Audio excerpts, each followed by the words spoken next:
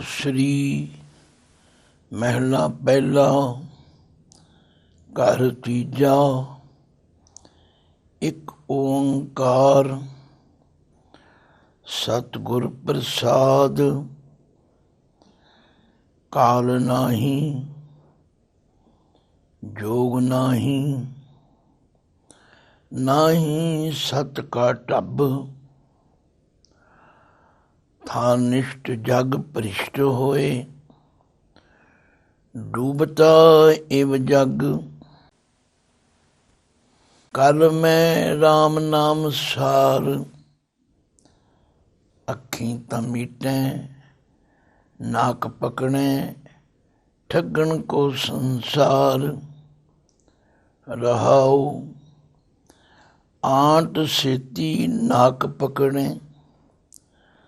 सूझते तिन लो, मगर पाछे कछ न सूझे। एह पद्म अलो, खतरियां तां धर्म छोड़िया। मलेच पाखिया गही, सृष्ट सब एक वर्ण होई। धर्म की गत रही, अष्ट साज साज पुराण सोधें। करें वेद अभ्यास, बिन नाम हर के मुक्त नाही। कह नानक दास, वाहिगुरु जी का खालसा, वाहिगुरु जी की फतेह। गुरु सवारी साध संगत तनासरी राग विच पहले पातशाह जी दे मुखारबिंद तो उचारण किया होया ये शब्द तीजे घर विच गाउण दी सेध दिती है। एक ओंकार सतगुर प्रसाद, ये अपने इष्ट अकाल पुरख जी का मंगल है। परमात्मा एक है, सर्व शक्तिवान ते सर्व व्यापक। सच्चे गुरु की कृपा द्वारा उसकी सोझी ज्ञान प्राप्त होता। क्योंकि जगत गुरु गुरु नानक देव पातशाह जी का संसार विच आउण दा मिशन कलयुगी जीवां नूं सीधे रस्ते पाउणा। पातशाह ने ना कोई तीरथ, ना कोई इस्लाम धर्म का अस्थान, ना कोई जोगियां का टिकाणा, तथा होर भी अनेकां इहो जिहे लोग जिहड़े धर्म के नाम ते पखंड करते सन, उन्हां थावां ते जाके उन्हां नूं समझाउण दा परोपकार कीता। जिहड़े समझ गए वो गुरु के सिख अखवाए, जिहड़े नहीं समझे वो हाली भी अपना कर्म कांड करी जाते हैं। असी किसी नूं गलत ठीक नहीं ठहराउंदे, पर जो बाबा नानक जी ने सानू सारियां नूं सरल ते सौखा जिहा उपदेश दिता है, उन्होंने जरूर समझण का यतन करी। इस शब्द के उचारण करन दे पिछोकड़ विच ऐसा विद्वाना ने उठानका लिखी है कि साहिब श्री गुरु नानक देव जी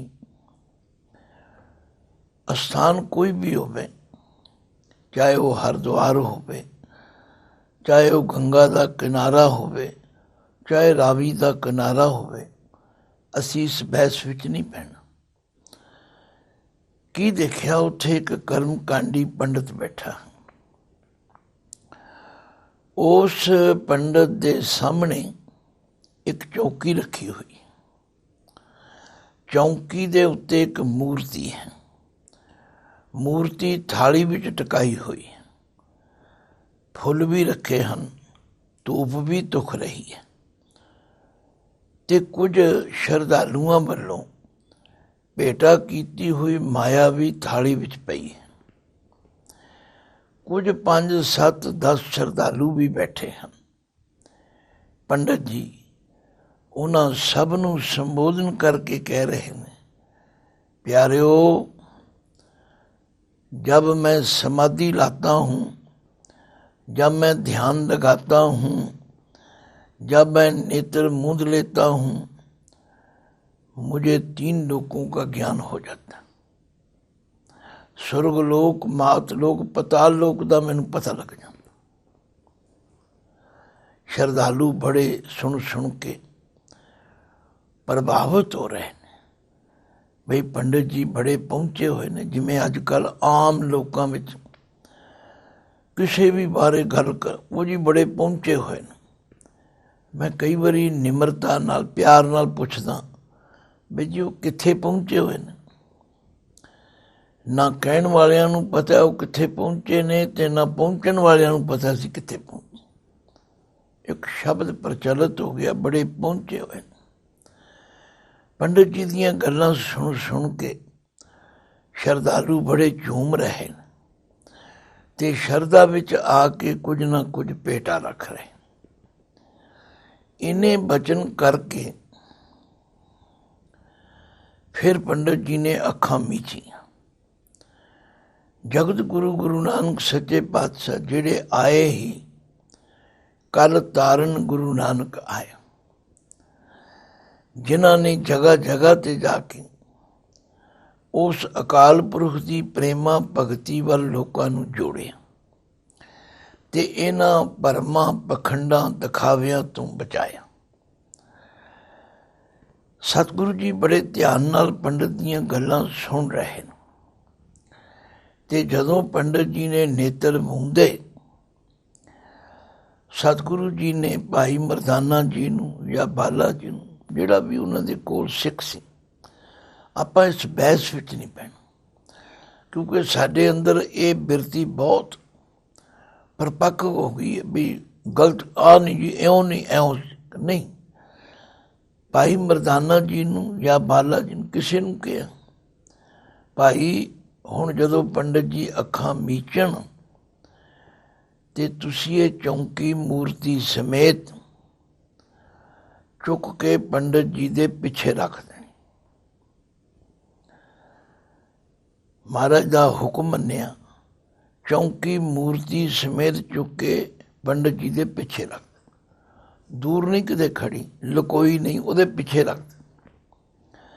पंडित जी अखां मीचते ने, फिर थोड़ी देर बाद खोल के वेख लेंदे ने भी थाली विच की कुछ आया।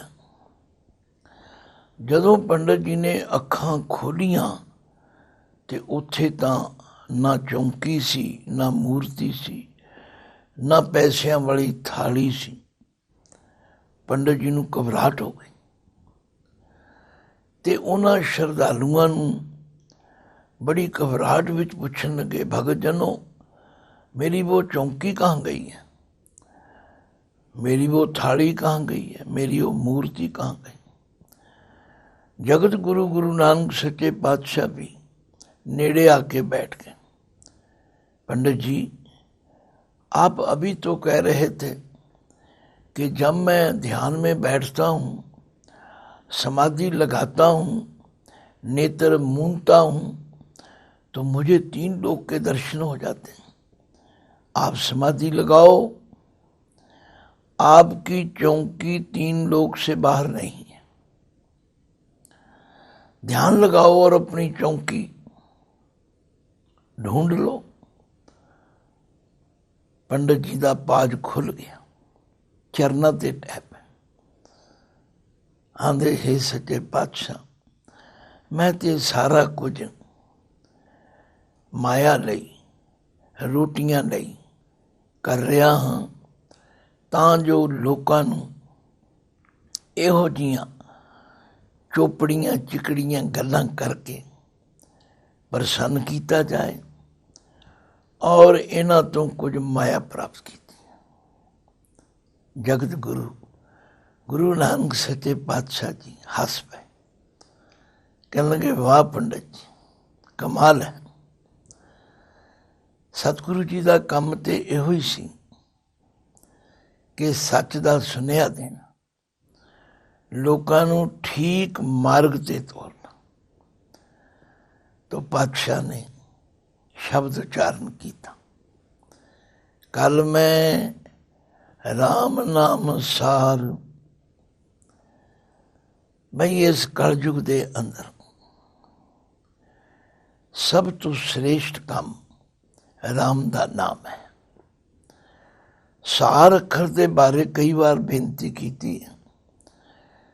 कि सार कई रूपों में कई अर्थों में आउंदा। सार का मतलब श्रेष्ठ भी है, सार का मतलब तत्त निचोड़ भी है, सार का मतलब किसी की खबर सार लेनी भी है, सार का मतलब फौलाद भी है। हो सकता है होर भी कई अर्थ हो, पर प्रकरण के मुताबिक कंसैप्ट के मुताबिक असी देखना कि इत्थे सार का की मतलब है। जगत गुरु गुरु नानक पातशाह जी कहने प्यारे हो, कल मैं राम नाम सार। कलयुग के अंदर परमात्मा का नाम ही सब तो श्रेष्ठ है। ਇਹਦੇ ਲਈ कोई पखंड करने की लोड़ नहीं, पर ਜਿਹੜੇ लोग ये पखंड कर रहे ने, अखीं तां मीटें नाक पकड़ें ठगण को संसार। ये लोगों को दिखाने लई अखां भी मीटते हैं, नाक पकड़ें, नक दे उत्ते अपना ध्यान भी लाउंदे ने। पर ये सारा कुछ क्यों करते हैं, कद भी करते हैं? ठगण को संसार। मेरे सतगुरु हर पखंड के खिलाफ ने। भावें अज सिखां विच भी किधरे ना किधरे धर्म के नाम उत्ते पखंड आ गए, क्योंकि असी बाणी की विचार तो दूर चले। आसा की वार कदे पढ़ के देखो, पातशाह ने कमाल दे पर्दे खोले।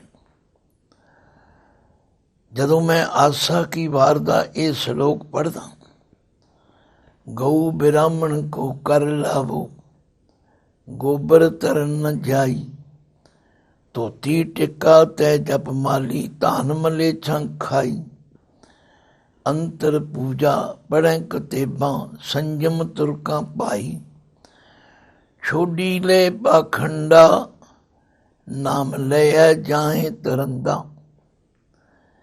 ये उन्हें दिखावे करने वाले कर्मकांडी हिंदुओं की गल है। ते नाल ही पातशाह ने इस्लाम धर्म वालियां दा भी जिक्र किया।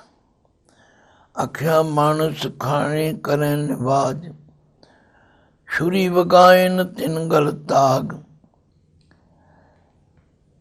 जे हुण एक एक श्लोक के अर्थ करन लगी है, बड़ा टाइम चाहिए। मेरा मतलब गुरु पातशाह ने अपनी बाणी द्वारा इहो जे भरम ते पखंड करने वाले लोगों के पर्दे खोल दिते और सच की आवाज़ बुलंद करदियां कहा, अब कलू आयो रे एक नाम बोवो भोवो। आख्या हुण कलयुग आ गए, एक नाम भोवो, एक परमात्मा के नाम नू बीजना करो। आन रूती आन रूत नाही। आख्या कलयुग के अंदर स्वाए राम के नाम तो होर कोई भी तरीका फिट नहीं है। अब कलू आए हो रे एक नाम भोवो भोवो, आन रूत नाही। आन रूती आन बोईए फल न फूलै ताही। बड़ी सधारण जी गल है। साडे देश विच दो फसलां बीजियां जांदियां, एक नूं हाड़ी कहंदे ने, एक नूं सौणी कहंदे। हाड़ी वाले समय विच बीजण वाले बीज होर ने ते सौणी वाले समय दीयां फसलां होर। पर जे कोई गलती नाल मूर्खता करके हाड़ी वाले बीज सौणी विच बीजे ते सौणी वाले हाड़ी विच बीजे ਉਹ ਬੀਜ ਅਬਲੇ ਤੇ ਉਗਣੇ ਨਹੀਂ, ਜੇ ਉਗਣਗੇ ਤੇ ਫਲ ਨਾ ਫੂਲੇ ਤਾਂ ਹੀ। ਗੱਲ ਕੀ ਮੇਰੇ ਪਾਤਸ਼ਾਹ ਨੇ ਸਾਨੂੰ ਸੌਖਾ ਤਰੀਕਾ ਦੱਸਿਆ। ਕੱਲ ਮੈਂ ਰਾਮ ਨਾਮ ਸਾਰ, ਅੱਖੀਂ ਤਮੀਟੈ ਨਾਕ ਪਕੜੈ, ਠੱਗਣ ਕੋ ਸੰਸਾਰ। ਇਹ ਹੈ ਸ਼ਬਦ ਦੀ ਰਹਾਉ ਦੀ ਪੰਕਤੀ, ਇਹ ਹੈ ਸੈਂਟਰਲ ਆਈਡੀਆ। ਇਹਨੂੰ ਇੱਕ ਵਾਰੀ ਨਹੀਂ ਕਈ ਵਾਰੀ ਪੜ੍ਹੋ, ਫਿਰ ਆਪਣੇ ਅੰਦਰ ਝਾਤ ਮਾਰੀਏ। ਕਿਧਰੇ ਅਸੀਂ ਵੀ ਇਹਨਾਂ ਪਖੰਡ ਕਰਨ ਵਾਲਿਆਂ ਦੀ ਕਤਾਰ ਵਿੱਚ ਨਹੀਂ ਖੜੇ ਹੋ। ਸਾਨੂੰ ਤੇ ਗੁਰੂ ਨੇ ਬੜਾ ਸਰਲ ਸੌਖਾ ਮਾਰਗ ਦੱਸਿਆ। ਕਰ ਇਸ਼ਨਾਨ ਸਿਮਰ ਪ੍ਰਭ ਆਪਣਾ, ਮਨ ਤਨ ਬਹਿ ਅਰੋਗਾ, ਕੋਟ ਬਿਗਨ ਲਾਥੇ ਪ੍ਰਭ ਸ਼ਰਨਾ, ਪ੍ਰਗਟੇ ਭਲੇ ਸੰਜੋਗਾ। ਸਾਨੂੰ ਤੇ ਇੰਨਾ ਸੌਖਾ ਤਰੀਕਾ ਦੱਸਿਆ। ਸਵੇਰੇ ਉੱਠੋ, ਇਸ਼ਨਾਨ ਕਰੋ, ਪਰਮਾਤਮਾ ਦੇ ਨਾਮ ਦਾ ਸਿਮਰਨ ਕਰੋ। 4 ਕੰਮ ਹਰ ਗੁਰਸਿੱਖ ਨੂੰ ਰੋਜ਼ ਕਰਨੇ ਚਾਹੀਦੇ। ਅੰਤਰ ਗੁਰ ਆਰਾਧਨਾ, ਜੇਵਾ ਜਪ ਗੁਰ ਨਾਉ, ਨੇਤਰੀ ਸਤਿਗੁਰ ਪੇਖਣਾ, ਸ਼ਰਮਣੀ ਸੁਨਣਾ ਗੁਰ ਨਾਉ। ਤਥਾ ਕਿਰਤ ਕਰੋ, ਨਾਮ ਜਪੋ ਵੰਡ ਛਕੋ, ਕਿਸੇ ਪਖੰਡ ਕਰਮ ਵਿੱਚ ਨਾ ਉਲਝੋ। ਕੱਲ ਮੈਂ ਰਾਮ ਨਾਮ ਸਾਰ, ਅੱਖੀਂ ਤਮੀਟੈ ਨਾਕ ਪਕੜੈ, ਠੱਗਣ ਕੋ ਸੰਸਾਰ। ਆਖਿਆ ਕਾਲ ਨਾਹੀ ਜੋਗ ਨਾਹੀ, ਨਾਹੀ ਸਤ ਕਾ ਢੱਬ। ਸਾਰਾ ਖੇਡ ਹੀ ਵਿਗੜ ਗਿਆ। ਨਾ ਤਾਂ ਸਮਾਂ ਹੈ ਠੀਕ, ਨਾ ਹੈ ਮਿਲਾਪ ਦੀ ਘੜੀ। ਮਤਲਬ ਪਰਮਾਤਮਾ ਦੇ ਮਿਲਾਪ ਦੀ ਗੱਲ ਹੀ ਕਿਸੇ ਨੂੰ ਚੇਤੇ ਨਹੀਂ, ਔਰ ਨਾ ਹੀ ਸਤ ਕਾ ਟੱਪ। ਹੁਣ ਇੱਥੇ ਜਿਹੜਾ 7 ਅੱਖਰ ਹੈ, ਦਾਸ ਨੇ ਗੁਰਬਾਣੀ ਦੀ ਵਿਚਾਰ ਕਰਦਿਆਂ ਜੋ ਦੇਖਿਆ ਕਿ 7 ਅੱਖਰ 3 ਰੂਪਾਂ ਵਿੱਚ ਆਉਂਦਾ। ਇੱਕ 7 ਆਉਂਦਾ ਤੱਤੇ ਨੂੰ ਸਿਆਰੀ ਵਾਲਾ, ਇੱਕ 7 ਤੱਤਾ ਮੁਕਤਾ ਆਉਂਦਾ, ਇੱਕ 7 ਦੇ ਤੱਤੇ ਨੂੰ ਔਂਕੜ ਆਉਂਦਾ। ਜਿਹੜਾ 7 ਤੱਤਾ ਮੁਕਤਾ ਹੈ ਉਹ ਹੈ ਗਿਣਤੀ ਦਾ 7। ਜਿਹੜਾ 7 ਤੱਤੇ ਨੂੰ ਸਿਆਰੀ ਵਾਲਾ ਹੈ ਉਹ ਸੱਤਿਆ ਦੀ ਗੱਲ ਹੈ, ਜੋ ਹੋਂਦ ਵਾਲਾ, ਹਸਤੀ ਵਾਲਾ, ਸਦਾ ਕਾਇਮ ਰਹਿਣ ਵਾਲਾ।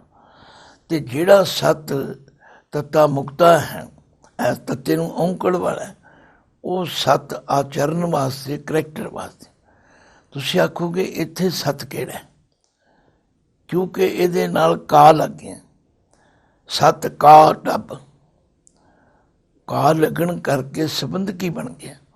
ਤੇ ਸੰਬੰਧੀ ਕੀ ਹੋਣ ਕੇ ਇਸ 7 ਦੇ ਤੱਤੇ ਦਾ ਔਂਕੜ ਹਟ ਗਿਆ। ਪਾਤਸ਼ਾਹ ਨੇ ਕਿਹਾ ਕਾਲ ਨਾਹੀ ਜੋਗ ਨਾਹੀ, ਨਾਹੀ ਸਤ ਕਾ ਢੱਬ। ਢੱਬ ਦਾ ਮਤਲਬ ਹੈ ਤਰੀਕਾ। ਆਚਰਨ ਨੂੰ, ਕਰੈਕਟਰ ਨੂੰ ਉੱਚਾ ਚੁੱਕਣ ਦਾ ਤਰੀਕਾ ਵੀ ਲੋਕਾਂ ਨੂੰ ਭੁੱਲ ਗਿਆ। ਥਾਨ ਇਸ਼ਟ ਜਗ ਭ੍ਰਿਸ਼ਟ ਹੋਏ। ਥਾਨ ਇਸ਼ਟ ਦੇ ਅਖਰੀ ਅਰਥੇ ਇਹ ਨੇ ਜੋ ਇਸ਼ਟ ਦਾ ਥਾਨ ਹੈ, ਜਿਵੇਂ ਮੰਦਰ, ਮਸਜਿਦ, ਗੁਰਦੁਆਰੇ, ਇਹ ਸਾਡੇ ਇਸ਼ਟ ਦਾ ਥਾਨ। ਪਰ ਉੱਥੇ ਵੀ ਭ੍ਰਿਸ਼ਟ ਗਲਤ ਕੰਮ ਹੋਣ ਲੱਗ ਪਏ। ਕਈਆਂ ਨੇ ਹਿਰਦੇ ਨੂੰ, ਜਿੱਥੇ ਪਰਮਾਤਮਾ ਦੀ ਜੋਤ ਵਸਦੀ, ਉਹਨੂੰ ਵੀ ਥਾਨਿਸ਼ਟ ਕਿਹਾ। ਪਰ ਯਾਦ ਰੱਖੋ, ਜੇ ਪਖੰਡ ਕਰਾਂਗੇ ਤੇ ਉਹ ਹਿਰਦਾ ਵੀ ਮੈਲਾ ਹੋ ਜਾਏ। ਥਾਨ ਇਸ਼ਟ ਜਗ ਭ੍ਰਿਸ਼ਟ ਹੋਏ, ਡੂਬਤਾ ਇਵ ਜਗ। ਦੇਖੋ, ਹਿਰਦਾ ਪਵਿੱਤਰ ਜ਼ਰੂਰ ਹੈ, ਪਰ ਜੇ ਹਿਰਦੇ ਵਿੱਚ ਅਸੀਂ ਭੈੜੀਆਂ ਗੱਲਾਂ ਸੋਚਾਂਗੇ ਤੇ ਫਿਰ ਉਹ ਅਪਵਿੱਤਰ ਹੋ ਜਾਏ। ਮੈਂ ਤਾਂ ਕਹਿਣਾ, ਘਰ ਹੈ, ਮੰਦਰ ਹੈ, ਗੁਰਦੁਆਰਾ ਹੈ, ਮਸਜਿਦ, ਜੇ ਉੱਥੇ ਤੁਸੀਂ ਬਹਿ ਕੇ ਚੰਗੇ ਕੰਮ ਕਰੋਗੇ ਤਾਂ ਉਹ ਪਵਿੱਤਰ ਹੈ। ਅਤੇ ਜੇ ਉੱਥੇ ਰਹਿਣ ਵਾਲੇ ਹੀ ਸ਼ਰਾਬਾਂ ਪੀਣਗੇ, ਗਲਤ ਕੰਮ ਕਰਨਗੇ, ਉਹ ਭ੍ਰਿਸ਼ਟ ਹੋ ਜਾਣ। ਤਾਂ ਗੁਰੂ ਨਾਨਕ ਪਾਤਸ਼ਾਹ ਨੇ ਕਿਹਾ, ਇਸ ਵੇਲੇ ਹਾਲਾਤ ਐਸੇ ਬਣੇ ਪਏ, ਕਾਲ ਨਾਹੀ ਜੋਗ ਨਾਹੀ, ਨਾਹੀ ਸਤ ਕਾ ਢੱਬ। ਥਾਨ ਇਸ਼ਟ ਜਗ ਭ੍ਰਿਸ਼ਟ ਹੋਏ, ਡੂਬਤਾ ਇਵ ਜਗ। कल में राम नाम सार, अखी ता मीटै नाक पकड़े, ठगण को संसार रहाओ। आंट सेती नाक पकड़े, आंट सेती नाक पकड़े। आंट का जो अर्थ विद्वाना ने दस्या कि अंगूठा ते उस दे नाल दियां दो उंगलों की चुटकी बना के अपने नक नूं पकड़ लेना, इनू कहते आंट सेती नक पकड़ना। ते लोकां नूं ये कहना सूझ ते तिन लो, सानू तिन्हां लोकां दी सोझी हो जाती। जदों असी इस तरह नक नूं पकड़ के ध्यान लाउंदे हां, सानू तिन्हां लोकां दा ज्ञान हो जाता। पर महाराज कहते ने मगर पाछै कछ ना सूझै। मगर का मतलब है अपने पिछले पासे पई हुई चौंकी नज़र नहीं आती पंडित जी नूं, लोकां नूं पुछदे फिरदे। मगर पाछै कछ न सूझै, ए पद्म अलो। हुण पद्म शब्द जिहड़ा ये कई तरह के आसन हैं, ते उन्हां आसनां विचों एक आसन पद्म आसन। चौंकड़ी मार के खब्बा पैर सज्जे पट ते सज्जा पैर खब्बे पट ते रखना, इनू पद्म आसन कहते। अलो जदों कदे वेख्या ना हो, आश्चर्य काम, मतलब लोग इहो जे काम करते ने। फिर ध्यान नाल समझी। आंट सेती नाक पकड़े, सूझ ते तिन लो, मगर पाछै कछ न सूझै, ਇਹ ਪਦਮ ਅਲੋ। ਇਹ ਬੜੇ ਅਚੰਭੇ ਦੀ ਬਾਤ ਹੈ। ਇਸ ਤਰ੍ਹਾਂ ਦੇ ਲੋਕ ਪਖੰਡ ਕਰਮ ਕਰ ਰਹੇ। ਖੱਤਰੀਆਂ ਤਾਂ ਧਰਮ ਛੋੜਿਆ, ਕਿਉਂਕਿ ਬ੍ਰਾਹਮਣ ਨੇ 4 ਵਰਨ ਬਣਾਏ, ਜਿਨ੍ਹਾਂ ਵਿੱਚ ਬ੍ਰਾਹਮਣ ਖੱਤਰੀ ਵੈਸ਼ ਸ਼ੂਦ ਬਣਾਏ। ਉਹਨਾਂ ਦੇ ਵੱਖ-ਵੱਖ ਧਰਮ ਡਿਊਟੀਆਂ ਲਾ ਦਿੱਤੀਆਂ। कहते हुण खतरियां ने भी अपना धर्म, अपनी ड्यूटी, अपना फर्ज छड़ दिता। हुण खतरियां दा धर्म की सी? देश की राखी करनी, अपनी राखी करनी, हिंदू धर्म की राखी करनी, वो सब कुछ छड़ दिता। ते मलेच भाखिया गई, भाखिया कहते ने बोली नूं। जिहड़े हिंदू सन ਉਹ ਤੁਰਕਾਂ ਨੂੰ ਮਲੇਛ ਕਹਿੰਦੇ ਸਨ। ਮਲੇਛ ਦੇ ਅਖਰੀ ਅਰਥ ਨੇ ਮੈਲੀ ਇੱਛਾ ਰੱਖਣ ਵਾਲੇ। ਪਰ ਆਮ ਤੌਰ ਤੇ ਗਊ ਦਾ ਮਾਸ ਖਾਣ ਕਰਕੇ ਵੀ ਉਹਨਾਂ ਨੂੰ ਮਲੇਛ ਕਹਿੰਦੇ। ਤੇ ਉਹਨਾਂ ਦੀ ਜਿਹੜੀ ਭਾਸ਼ਾ ਸੀ ਅਰਬੀ ਫਾਰਸੀ, ਉਹਨੂੰ ਮਲੇਛ ਭਾਸ਼ਾ ਕਹਿੰਦੇ। ਕਹਿੰਦੇ ਹੁਣ ਉਹਨਾਂ ਖੱਤਰੀਆਂ ਨੇ ਵੀ अपनी ड्यूटी, अपना धर्म छड़ दिता। ते जिन्हां नूं मलेच कहंदे ने उन्हां दी बोली बोलण लग पए ने। मतलब जे हुण देखो ना, जिस तरह नौकरी करनी होवे अंग्रेजी आउणी चाहीदी है, हिंदुस्तान विच हिंदी भाषा आउणी चाहीदी। भाषा सब चंगियां ने, भाषा कोई माड़ी नहीं, जिन्नियां वध तों वध आउण चंगियां ने। पर असीं ते ਦੂਜਿਆਂ ਦੀ ਭਾਸ਼ਾ ਨੂੰ ਦਬਾਉਣ ਲਈ, ਖਤਮ ਕਰਨ ਲਈ ਕਿੰਨੀਆਂ ਹੀ ਗੱਲਾਂ ਕਰ। ਚਲੋ ਸਾਡਾ ਇਹ ਪ੍ਰਕਰਨ ਨਹੀਂ, ਪਰ ਪਾਤਸ਼ਾਹ ਕਹਿ ਰਹੇ ਨੇ ਇਸ ਵੇਲੇ ਹਾਲਾਤ ਇਹ ਬਣ ਗਏ ਨੇ। ਖੱਤਰੀਆਂ ਤਾਂ ਧਰਮ ਛੋੜਿਆ, ਮਲੇਚ ਭਾਖਿਆ ਗਹੀ, ਸ੍ਰਿਸ਼ਟ ਸਭ ਇੱਕ ਵਰਨ ਹੋਈ, ਧਰਮ ਕੀ ਗਤ ਰਹੀ। ਆਖਿਆ ਸਾਰੀ ਸ੍ਰਿਸ਼ਟੀ ਇੱਕ ਵਰਨ ਹੋਈ, ਇੱਕੋ ਜਿਹੀ ਬਣ ਗਈ। ਇੱਕੋ ਕਿਸਮ ਦੇ ਸਭ ਅਧਰਮੀ ਹੋ ਗਏ। ਭਾਵ ਕੋਈ ਵੀ ਆਪਣੇ ਧਰਮ ਤੇ ਡਿਊਟੀ ਤੇ ਪੱਕਾ ਨਹੀਂ। ਧਰਮ ਦੀ ਜਿਹੜੀ ਗਤ ਸੀ, ਅਵਸਥਾ ਸੀ, ਮਰਿਆਦਾ ਸੀ, ਉੱਤੇ ਭੁੱਲ ਹੀ ਗਈ। ਅਖੀਰ ਵਿੱਚ ਪਾਤਸ਼ਾਹ ਕਹਿੰਦੇ ਅਸ਼ਟ ਸਾਜ ਸਾਜ ਪੁਰਾਣ ਸੋਧੇ। ਜਿਹੜੇ ਬ੍ਰਾਹਮਣ ਹਨ, ਹਿੰਦੂ ਹਨ, ਉਹ ਧਰਮ ਗ੍ਰੰਥਾਂ ਨੂੰ ਪੜ੍ਹਦੇ ਹਨ, ਅਸ਼ਟਾਧਿਆਈ ਗੀਤਾ ਪੜ੍ਹਦੇ ਹਨ ਤਥਾ ਹੋਰ ਗ੍ਰੰਥ। ਅਸੀਂ ਇਹਦੀ ਬਹੁਤੀ ਡੂੰਘਾਈ ਵਿੱਚ ਨਹੀਂ ਜਾਂਦੇ, ਪਰ ਗੱਲ ਇਹ ਹੈ ਕਿ ਧਰਮ ਗ੍ਰੰਥਾਂ ਦੇ ਅਧਿਐਨ ਕਰਦੇ ਅਤੇ ਉਹਨਾਂ ਦੀ ਮਰਿਆਦਾ ਵੱਖ ਵੱਖ ਕਰਦੇ। ਅਸ਼ਟ ਸਾਜ ਪੁਰਾਣ ਸੋਧਣਾ ਹੁੰਦਾ ਕਿਸੇ ਗ੍ਰੰਥ ਨੂੰ ਪੜ੍ਹਨਾ ਵਿਚਾਰਨਾ। ਕਰੇ ਵੇਦ ਅਭਿਆਸ, ਵੇਦਾਂ ਦਾ ਵੀ ਅਭਿਆਸ ਕਰਦੇ ਨੇ, ਸਟੱਡੀ ਕਰਦੇ ਨੇ। ਲਓ ਇੰਨਾ ਕੁਝ ਕਹਿ ਕੇ ਪਾਤਸ਼ਾਹ ਨਿਚੋੜ ਕਰਦੇ ਨੇ, ਬਿਨ ਨਾਮ ਹਰ ਕੇ ਮੁਕਤ ਨਾਹੀ। ਹੇ ਦੁਨੀਆ ਦੇ ਲੋਕੋ, ਹਰੀ ਦੇ ਨਾਮ ਤੋਂ ਬਿਨਾਂ ਮੁਕਤੀ ਨਹੀਂ ਹੋ ਸਕਦੀ, ਖਲਾਸੀ ਨਹੀਂ ਹੋ ਸਕਦੀ। ਇਹ ਵਿਕਾਰਾਂ ਤੋਂ, ਭੈੜੇ ਵਿਚਾਰਾਂ ਤੋਂ ਨਹੀਂ ਬਚ ਸਕਦਾ। ਕਹਿ ਨਾਨਕ ਦਾਸ ਅਤੀ ਨਿਮਰਤਾ ਦੇ ਨਾਲ ਇਹ ਗੱਲ ਕਹਿੰਦੇ ਹਨ। ਭਾਈ ਕੱਲ ਮੈਂ ਰਾਮ ਨਾਮ ਸਾਰ, ਅੱਖੀਂ ਤਾਂ ਮੀਟੈ ਨਾਕ ਪਕੜੈ, ਠੱਗਣ ਕੋ ਸੰਸਾਰ। ਲੋਕ ਇਹ ਗਲਤ ਪਾਸੇ ਲੱਗੇ ਹੋਏ ਨੇ। ਕੱਲ ਮੈਂ ਰਾਮ ਨਾਮ ਸਾਰ, ਕਲਯੁਗ ਦੇ ਅੰਦਰ ਪਰਮੇਸ਼ਵਰ ਦਾ ਨਾਮ ਹੀ ਸਭ ਤੋਂ ਸ੍ਰੇਸ਼ਟ ਹੈ। ਤੋ ਇਹ ਹੈ ਇਸ ਪਾਵਨ ਸ਼ਬਦ ਦੀ ਅਖਰੀ ਵਿਚਾਰ। ਵਾਹਿਗੁਰੂ ਜੀ ਕਾ ਖਾਲਸਾ, ਵਾਹਿਗੁਰੂ ਜੀ ਕੀ ਫਤਿਹ।